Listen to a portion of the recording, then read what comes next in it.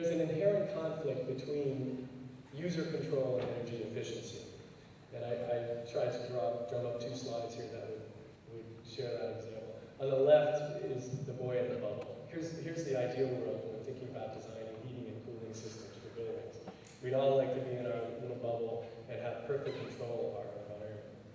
But the cost of that would be huge if it's not affordable. On the other side, we've got the Wizard of Oz invention, that there's this central system.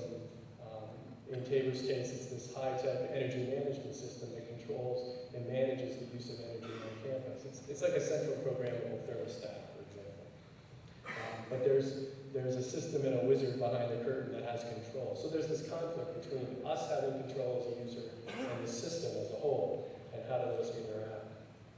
When we design buildings, we try to maximize that user control under the umbrella of the overall system. So sometimes you may be frustrated by the power of the wizard or not having that total control of your system, but you've got to realize there's broader implications. The reason that's happening is that if everybody had complete user control, you couldn't afford to pay the tuition at Tabor Academy because the electricity and gas bill would be too high. Next slide, please. My next point is I've titled The Lost Opportunity of Wasteful Consumption. And this is a hard concept to grasp.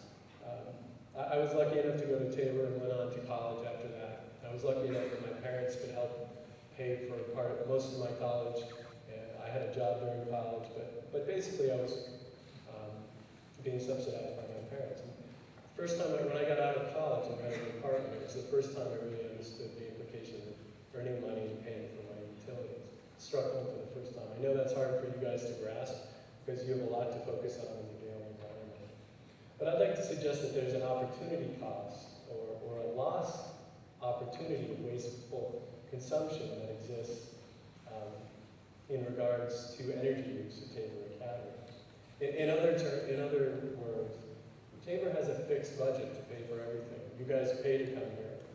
The Alumni and Development Office raises money to support your existence and supplement those money.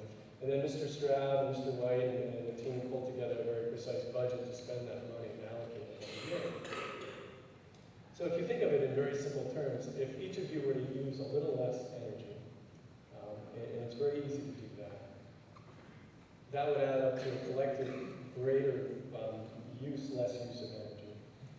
And it opens tremendous possibilities for you, tremendous opportunities on the Tabor campus. So don't think about, you don't always have to think about being green as being a save the world thing. Think of it as a very dull way of saving money and creating opportunity. And it's not creating opportunity, it's creating opportunity for yourself. In a very simple way, if there was a chunk of money due to energy savings, it might support a new teacher's salary. It might a new arts program, a new sports program. Or to push that one step further, there might be enough money created in financial aid to support one more student coming to Tabor Academy, so that your energy savings could lead to more cultural diversity at Tabor Academy. So as you think about your daily lives, try to think of these small moves in saving energy on a much broader scale. Next slide, please. One simple way you can do that, and it doesn't seem significant, but it can make a huge difference, and there's been a lot of studies about this over campuses around this country, is to reduce the phantom electric use in your dorm room. Doesn't seem like much, but just by unplugging your phone charger, by shutting your computer down at night when you're not using it, unplugging the charger, by shutting off lights when you're not using them, they reduce the phantom load. The phantom load is a large part of Tabor's electrical bill. There are other simple things like leaving windows open that have a big impact on the heating bills in Tabor. So I'm not saying you should be uncomfortable. If you're hot in your room, open your window. But if you have to open your window every day, maybe you should call Mr. Wing and say, hey, I've got a problem, could you fix the heat in my room, rather than just opening the window and leaving it open all the time. Be aware of ways to reduce energy consumption and reduce the waste that you create, and understand that it's going to have broader implications. Next slide. So in conclusion, I just want wanted you to be proud of what's going on at Tabor. I think a lot of people don't understand what's going on in the built environment. But we do our part when we can in working on Tabor buildings. Mr. Wing plays a significant role in managing energy at Tabor. And there are a lot of things that are going on behind the scenes that are very progressive.